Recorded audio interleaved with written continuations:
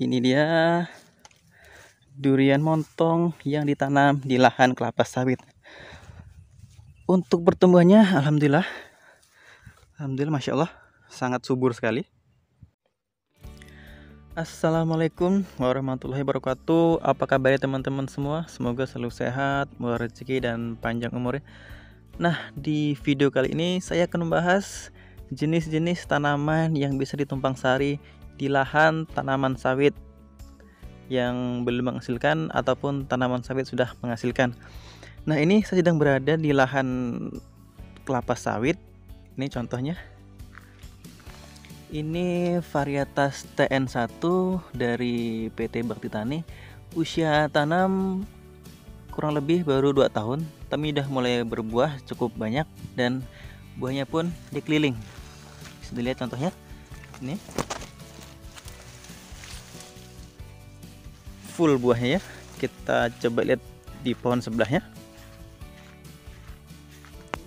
Nah, ini.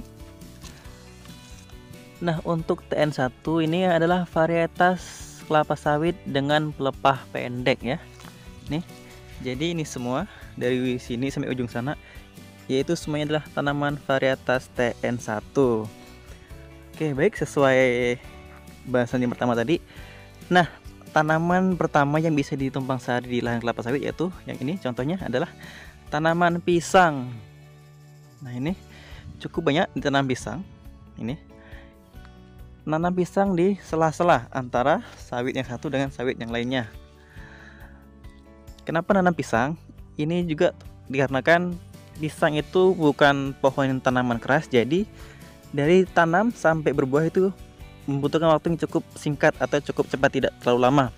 Jadi sangat direkomendasikan untuk menanam pisang sebagai ganti kelapa sawit yang baru ditebang atau di replanting, karena dari buahnya juga bisa kita jual dan memiliki nilai ekonomi. Nah, setelah tanaman pisang, tanaman kedua yaitu adalah tebu. Ya, ini contohnya cukup subur. Bisa dilihat ini contohnya. Cukup subur dan ya, subur dan besar-besar batang tebunya. Jika kita menanamnya full sampai ujung atau beberapa rumpun, ini sangat bisa dijadikan modal usaha atau bisa kita buat minuman es tebu. Jadi tanaman tebu ini cocok dikembangbiakan atau dibudidayakan tumpang sari dengan kelapa sawit, dengan syarat harus menanam yang cukup banyak supaya hasilnya juga banyak.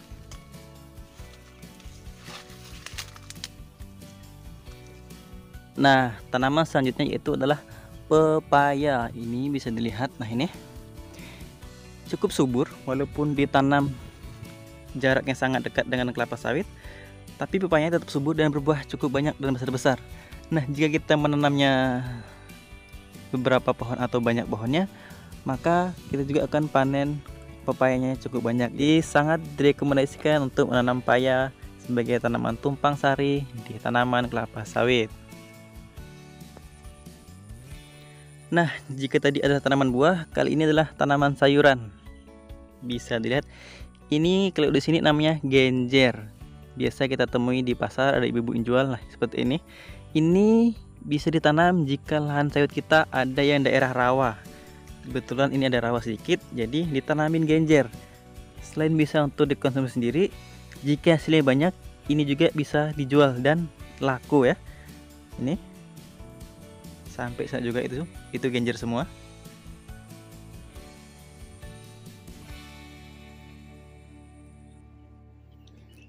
Nah, setelah genjer di sini ada nanas. Nah, ini kemarin habis berbuah, kemudian dipangkas supaya ada tunas lagi dan banyak anakannya. Nah, anakan seperti ini bisa dijual. Saya pernah baca di sebuah grup Facebook, anakan nanas seperti ini, satu pohon seperti ini dihargai Rp25.000. Ini adalah nanas jumbo atau nanas madu yang ukurannya sangat besar. Buahnya bisa sampai 2 kilo atau sampai 5 kilo dalam satu buah saja. Nih. Dan tanaman nanas juga cocok ditanam sebagai tanaman tumpang sari pada tanaman kelapa sawit. Jadi setelah kita selesai manen atau nebas, jika ada yang masak, memasnya bisa langsung kita makan.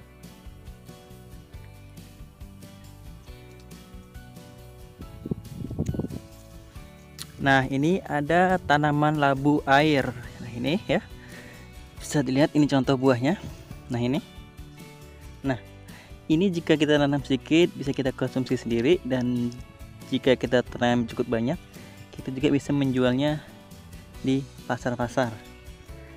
Nah, setelah sayur, sebelahnya ini ada cabai. Dan di sini cukup subur untuk tanaman cabai. Ini berada di sela-sela tanaman kelapa sawit. Ini dan ini. Dan dibuat gundukan atau bedengan seperti ini. Nah, ini ya. Di sini pengganti mulsanya yaitu menggunakan rumput. Jadi rumput di sebelah sini dicabut, kemudian diletakkan di bawah batang tanaman cabai supaya tetap lembab di bagian akarnya. Ini pun buahnya cukup lebat. Jika untuk konsumsi pribadi ini lebih dari cukup ya. Nih.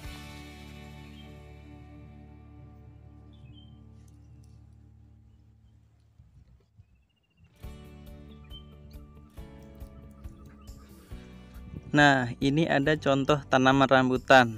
Ini asli Cangkok. Usianya pun sama 2 tahun karena berbarengan dengan nanam sawitnya. Untuk batangnya juga udah cukup besar. Dan pertumbuhannya juga bagus, subur, daunnya hijau seperti ini.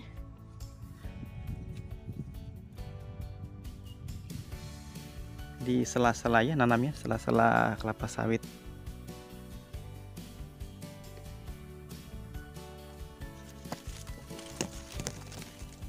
Kemudian ini ada tanaman mangga. Bisa dilihat untuk pertumbuhan juga subur. Nih. Kita lihat batang bawahnya seperti apa.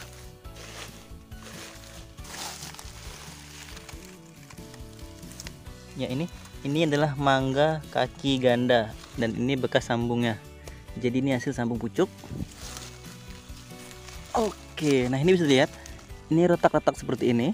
Ini dikarenakan pertumbuhannya cukup subur. Jadi kulitnya ini retak supaya batangnya cepat membesar. Dan di sini juga ada ditanam tanaman durian montong sebelah sana itu, di ujung sana. Coba kita lihat ya. Ini juga sedang eksperimen apakah berhasil pohon durian berbuah di lahan kelapa sawit. Ini juga usianya kurang lebih 2 tahun. Durian montong hasil sambung pucuk. Nah, ini dia. Ini dia durian montong yang ditanam di lahan kelapa sawit. Untuk pertumbuhannya alhamdulillah Masya Allah sangat subur sekali. Ini usianya 2 tahun juga kurang lebih karena tidak lama dari nanam sawit kemudian nanam satu durian ini. Ini hasil sambung pucuk. Alhamdulillah cukup subur sekali. Kita lihat daun-daunnya. Nah, ini daunnya mengkilap, hijau subur, hijau gelap, sangat subur sekali ya. Nah, itu dia. Nah, biasanya di lahan ini juga ditanamin seperti timun, jagung, kacang panjang. Dikarenakan curah hujan masih sangat tinggi, jadi belum mulai menanam.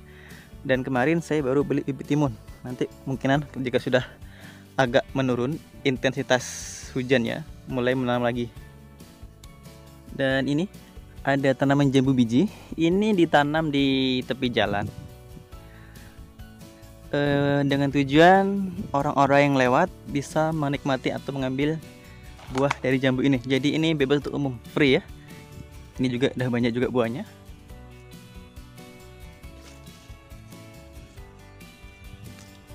Jadi bagi pekebun lain yang baru pulang atau berangkat kerja, sangat boleh mengambil jambu ini untuk dikonsumsi. Ataupun kalau malam biasanya dimakan oleh kelelawar.